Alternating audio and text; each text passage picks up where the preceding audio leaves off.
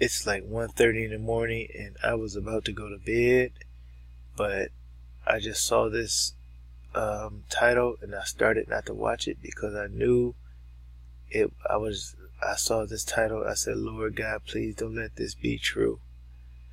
But it turns out that it's true. So, in the past, in this country, America, black children have been used as alligator bait. And that is one of the most heartbreaking things that I could ever say in my life. And Lord knows it probably still happens. Remember that maybe it was last year, a little boy was lost at Disney World. I believe it was Disney World. I think they sacrificed him to an alligator. But in that case, it was a Caucasian boy. Here, this man is talking about black children. I'm going to let you hear his video because it's very important.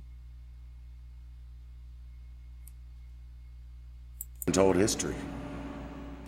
Yeah, because that's the best I could come up with, guys. Sorry.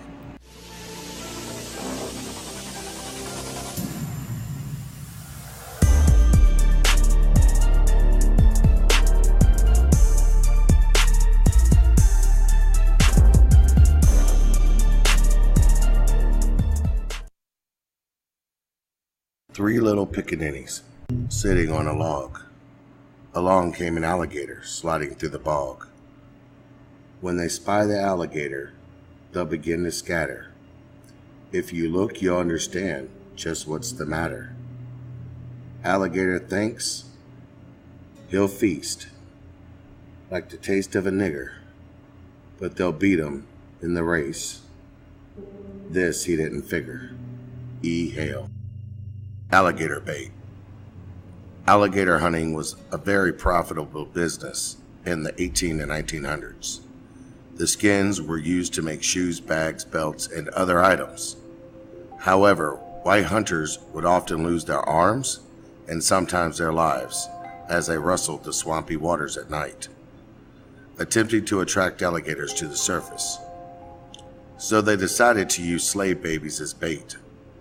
This horrendous act was later characterized in sheet music, postcards, and figurines.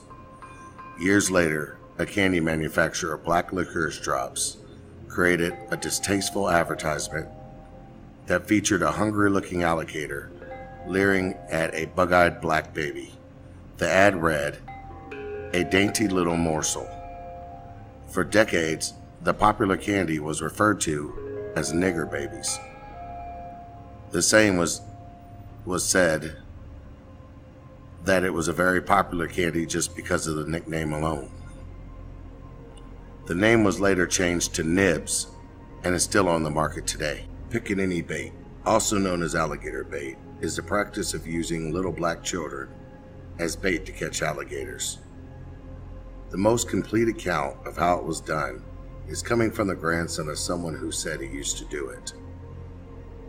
The slaves who had babies, they would steal the babies during the course of the day, sometimes when their mothers weren't watching. Some would be infants, some would be a year old. He said some would even be toddlers. The man stated that they would grab these children and take them down to the swamp and leave them in pens like chicken coops. This would attract the alligators to come out. Then at night, they would go to the swamp, take these babies and tie them up. They would put a rope around their neck and around their torso. They would tie them tight so the babies would be screaming.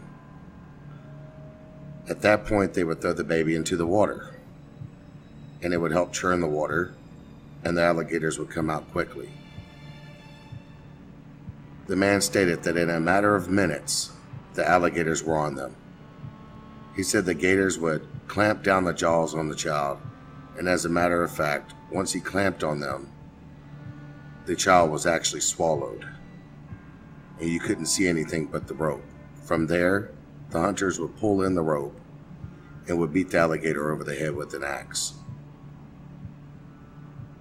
This was done over and over again throughout the night in order to catch the biggest alligators that weren't on the farms.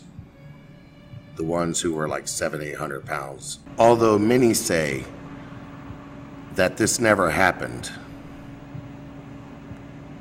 it happened for hundreds of years, well into the 20th century. The practice has been documented in at least 3 movies.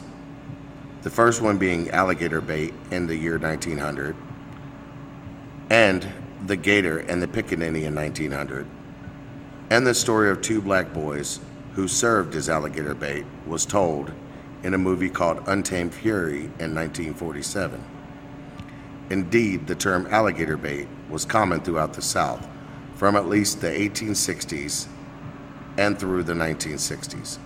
It was a racial slur and threat among whites that was meant to domesticate black children. But by the 1940s in Harlem, New York, alligator bait was used to blacks of any age, particularly those from Florida. Finally, in terms from at least the 1890s to 1960s, black children were often pictured as alligator bait, as toys for white children, soap dishes, toothbrushes, ashtrays, and especially on postcards sent throughout the U.S. mail. Now, to anyone who thinks I did this video to cause some kind of racial war or whatever on YouTube, that was not my reason for doing it. I believe it's history, and I believe that without knowing where we came from, we may revert back to it one day. And I know everybody would like to think that we are, as a society, morally correct. However, I don't really believe we are. And I believe that it only takes a few steps to get back to where we were. So everybody out there, this is your boy Takedown Man, just saying thanks so much for watching. Don't forget to like, subscribe, and share. Unless we forget history, we're bound to repeat it. Peace out. Mahalo. Have a great day.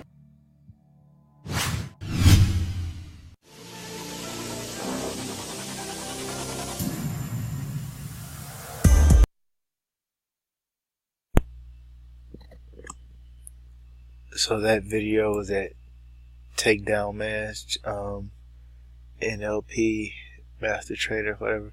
I don't know a lot about his channel, so I'm not recommending. I'm not saying go to his channel and this and that. I haven't checked him out. I just saw this video and I thought I would share it with everyone. Yeah. If that isn't part of the Deuteronomy 28 curses, I don't know what is. You know, those who call themselves Jews and are not and do lie, I don't think they have anything like this in their history. They're currently ruling the world, sitting high right now. Man, that is ugly. That is the ugly truth right there.